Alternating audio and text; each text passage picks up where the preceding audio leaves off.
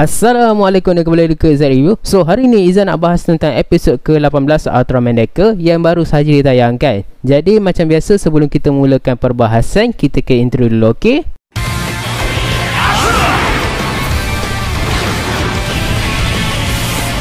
Episod ke-18 Ultraman Decker dibukakan dengan recap daripada episod 15 dan juga 14, yang mana pada ketika itu Agam ni telah pun ditewaskan oleh Ultraman Decker, dan pada ketika itu Agam pun memunculkan diri sebelum dia ditahan oleh pasukan TPU. Pasukan TPU telah pun berhasrat untuk menahan Agam, tapi secara tiba-tiba lakulah satu serangan kepada kumpulan TPU, dan serangan itu sebenarnya dibuat oleh Yapul. Yapul ni kemudian pun memaklumkan pada Agam seagar mereka berdua ni bekerjasama, kerana Yapul ni tidak menyukai Ultraman. Dan pada ketika itu dia pun memunculkanlah Aribunta. Kita berlanjut ke opening, dan tajuk untuk episod hari ini adalah Invitation from Another Dimension, ataupun dalam bahasa Melayunya jemputan daripada dimensi lain. Berbalik semula ke Nurse DC, Sawa telah pun menyiasat dan mengenai tentang kejadian yang telah pun berlaku di bandar, di mana bandar-bandar semua berada dalam keadaan yang cukup teruk, dan mereka syakir itu semua berakibat daripada kaiju. Pada mulanya Teiji Murahoshi berteori bahawa semua itu disebabkan oleh Spear, tapi bagaimanapun Sawa menyatakan bahawa daripada pembacaan energi memaklumkan bahawa benda tersebut bukanlah datang daripada Spear, tapi sebenarnya makhluk yang lagi teruk daripada Spear yang dipanggil sebagai Terrible Monster. Oleh sebabkan itu, Teiji Murahoshi akhirnya telah pun mengarahkan trio kita, iaitu Asumi, Rimon dan juga Kirino, untuk pergi ke tempat tersebut dan menyiasat perkara tersebut. Tapi sebelum pergi, Asumi sempatlah bertanya kepada Teiji Murahoshi, adakah betul ahli pasukan TV telah pun menemui Agam? Teiji Murahoshi mengiyakan apa yang Asumi katakan, tapi dia pun memberitahu pada Asumi bahawa tugas untuk menangkap Agam bukannya terletak di tangan Asumi. Rimon dan juga Ichika pun pergilah ke tempat yang telah pun diarahkan oleh Teiji Murahoshi tadi. Dan pada ketika itu mereka ni perasan tentang sikap Asumi ni masih lagi sama, yang mana dia ni masih lagi terkilan atas apa yang telah pun berlaku kepada Agams. Dan dia pun memaklumkan bahawa dia kali dia mendengar nama Agams tu, dia akan teringatkan dengan pesan dekat Asumi yang memintanya untuk menyelamatkannya.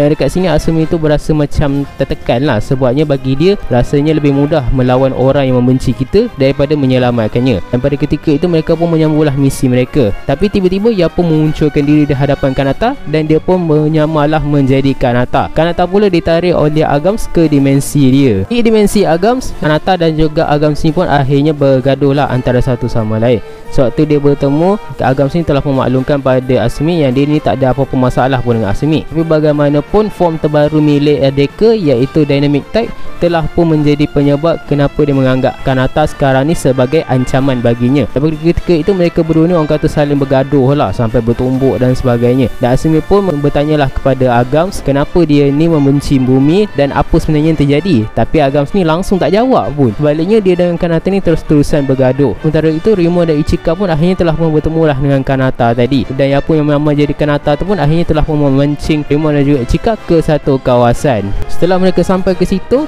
Yapul akhirnya memunculkan siapa sebenarnya dia, dan pada ketika itu dia pun memunculkanlah Aribunta. Aribunta cuba untuk menyerang Kirino, dan Rimon dan Kirino akhirnya mengambil keputusan untuk melarikan diri. Pada ketika itulah Kanata dan Agams akhirnya keluar daripada dimensi tersebut, dan pada ketika itu Rimon dan Kirino telah pun menahan Kanata, dan Kirino pun akhirnya memberikanlah tamparan yang cukup kuat kepada Kanata, dan terbukti bahawa Kanata yang mereka jumpa tu adalah Kanata yang betul. Aribunta pun memunculkanlah dirinya di bandar, dan pada ketika itu Teiji Murahoshi telah pun mengarahkan Hanijiro untuk menggunakan Guts Hawk untuk menentang Aribunta. Dalam masa Hanijiro pun menggunakanlah Guts Hawk ni untuk bertarung dengan Aribunta, dan dalam masa yang sama juga dia turut membawa Guts Falcon untuk membantu dia sama dalam pertarungan tersebut. Pertarungan yang disajikan memang cukup nice ya. Saya memang sangat suka dengan pertarungan ni. Dari segi CGI memang nice, dan pada ketika itu dia telah pun menggunakan formasi Griffon untuk bertukar menjadi Guts Griffon, dan dia terus-terusan menyerang Aribunta. Tapi malangnya pertarungan tersebut tidak bertahan lama, kerana sewaktu tengah bertarung tu Aribunta telah pun membukakan kuasa dia kepada Guts Griffon, yang menyebabkan Guts Griffon akhirnya rosak dan terhempas. Rimon, Ichika dan juga Asumi pun akhirnya telah pun membuat satu formasi untuk menyerang Aribunta, dan pada ketika itu Aribunta ni cubalah untuk menyerang Kirino dan juga Rimon. Asumi pun berubahlah menjadi Ultraman Decker flash type. Pertarungan antara dua Titan ni tadi pun berlangsung walaupun menggunakan flash type, tapi mereka ni tetap menghadapi kesulitan. Yalah sebabnya Aribunta ni bukannya raksasa yang biasa-biasa, dia adalah Choju, which is raksasa yang lagi kuat daripada Kaiju, dan sebabkan tu dia pun menghadapi kesulitan. Dan dalam masa yang sama juga Agams pun melihatlah pertarungan antara dua gergasi tersebut. Tamu masa dia pun menggunakanlah Terra Facer untuk bekerjasama dengan Aribunta ni untuk bertarung dengan Ultraman Decker. Dan pada ketika itu Ultraman Decker telah pun menggunakan form strong type, tapi bila Aribunta menyerang dia dan kemudian pula Terra Facer pun tiba. Pada ketika inilah Decker menghadapi kesulitan dalam berhadapan dengan dua raksasa tersebut. Dalam pertarungan tersebut, Agams akhirnya telah pun bersiap sedia untuk menggunakan Terra Facer ni untuk menembakkan TR Mega Buster kepada Decker. Tapi waktu tu Asumi menyatakan bahawa dia memang tak tahu apa yang dah terjadi pada zaman Agams tadi. Dan Asumi pun beritahu walau apa pun yang terjadi, dia tidak akan mengalah. Dia pun berubahlah menjadi Miracle Type dan dia pun menciptakanlah klon dia. Dua Miracle Type ini pun akhirnya bertarunglah untuk menentang Terra Facer dan juga Aribunta. Dan pertarungan disajikan memang cukup nice lah. Dan dekat sini Zat rasa macam Miracle Type ni lagi OP lah kalau nak bandingkan dengan Strong Type. Padahalnya Strong Type tu Zat sepatutnya dia lah jadi lagi OP daripada Miracle, sebab dia memang bergantung 100% kepada kekuatan fizik. Kalau macam Miracle dia lebih ke arah kecepatan. Pertarungan pun berlaku antara Miracle Type menentang dua raksasa itu tadi. Dan dalam pertarungan tersebut Asumi telah pun menggunakan Ultra Dual Sword untuk menentang Terra Facer dan juga Aribunta. Setelah pertarungan yang panjang, akhirnya menghentam Terra Facer dan juga Aribunta ni secara bersamaan. Sebenarnya itu adalah referensi daripada siri Ultraman Ace, sebab dalam siri Ultraman Ace, Zofie dan juga Ace telah pun menghentam kepala Giron Man dan juga Aribunta secara bersamaan untuk membunuh raksasa tersebut. Asumi telah pun berubah menjadi Ultraman Decker Flash Type dan dengan menggunakan dual Selgen Break, dengan sekali serangan Agams pun terkeluarlah daripada Terra Facer dan Terra Facer pun menghilang. Setelah Terra Facer berjaya dikalahkan, sekarang ini tubuh Asumi tertumpu kepada untuk mengalahkan Aribunta. Dan pada ketika itu dia pun menggunakanlah form terkuat dia, iaitu Ultraman Decker Dynamic Type. Dan dengan gabungan antara Decker Shield Caliber dan juga Ultra Dual Sword pun berjayalah mengalahkan Aribunta. Dan pada ketika itu dia ni pun ternampaklah Agams tu dalam keadaan kesakitan dan tak dapat mengelak. Jadi sebabkan dia ni nak menyelamatkan Agams tadi, dia pun menahanlah letupan tersebut untuk melindungi Agams. Tapi akhirnya telah pun diketahui bahawa bukanlah Agams yang sebenar, sebaliknya itu adalah Yapol. Dan Yapol pun membukalah dimensi dia dan membawa Decker ni ke satu tempat yang lain. Dan Decker pun menghilang. Dan di akhir episod, ahli pasukan God Select terkejutlah dengan kehilangan Ultraman Decker. Tapi tidak bagi Agams, kerana bagi Agams memang akan lagi mudah untuk dihancurkan kalau Decker ni tak ada. Dan di akhir episod, Anijiro secara tidak sengaja telah pun menyebutkan nama Kanata dan episod pun habis. So itulah dia ya, episod ke-18 Ultraman Decker. Okey, disebabkan penulis cerita ni adalah Naoki Hayashi dan juga pengarah dia adalah Koichi Sakamoto, jadi Izzat rasa daripada segi pacing bagi Izzat mungkin agak cepat jugalah. Ada orang rasa stabil, tapi pada Izzat rasa cepat sebenarnya. Sebabnya pergerakan dia daripada satu sisi ke satu sisi tu, walaupun adanya percakapan dan juga drama, tapi drama dia jadi rasa macam sangat sikit. Dan macam episod ni lebih tertumpu ke arah action. Dari segi action memang tak perlu nak ragukan lagi lah, sebab Koichi Sakamoto pengarah dia. Dari segi koreografi dan juga angle pertarungan memang nice, walaupun tak segempak di Ultraman Trigger lah, tapi still nice. Dari segi CGI memang okey, terutama sekali pertarungan antara Guts Griffon menentang Aribunta dan juga Guts Hot dan juga Guts Falcon menentang Aribunta pun, dia punya CGI pun memang best, memang nice.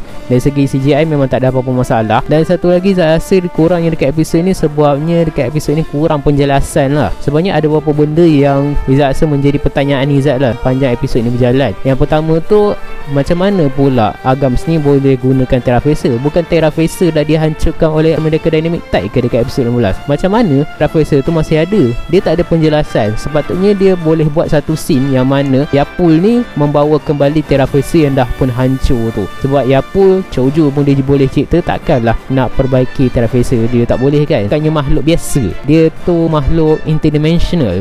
Of course lah, dia akan ada satu kebolehan yang lain yang Agams ni tak ada. Dekat episod ni juga tak menunjukkan langsung lah scene yang berlaku dekat kota tu sewaktu penyerangan Aribunta tu. Izzat rasa tak ada masalah sebenarnya kalau dia nak straight ke arah cerita, tapi Izzat rasa kalau ada scene yang menunjukkan tentang kemusnahan di bandar tu mungkin lagi nice lah. Tapi apapun, Izzat rasa untuk tontonan Izzat rasa okey je untuk layan episod ni. Tapi tertakluk lah pada korang semua, kalau rasa nak tengok episod ni, tengok je lah, tak ada apa-apa salah pun. Oh ya, sebelum tu Izzat terlupa juga, kalau korang perasan, sewaktu ahli TPU tu ingin menahan Arams tu, orang yang menjadi ketua bagi pasukan TPU tu adalah Hideyoshi Iwata, ataupun lebih terkenal dengan panggilan Mr. Ultraman. Kenapa dia digelar sebagai Mr. Ultraman? Sebab Hideyoshi Iwata ni adalah orang yang bertanggungjawab menjadi set actor untuk sebagai serial Ultraman. Bahkan Ultraman Deca pun dia lah set actornya. Dan kembalinya dia di Ultra series, Izzat rasa ini adalah kali ketiga tak silap Izzat ya. Sebabnya yang pertama tu adalah di Ultraman Jit sebagai watak Sena, dan yang kedua pula di Ultraman Z sebagai salah seorang ahli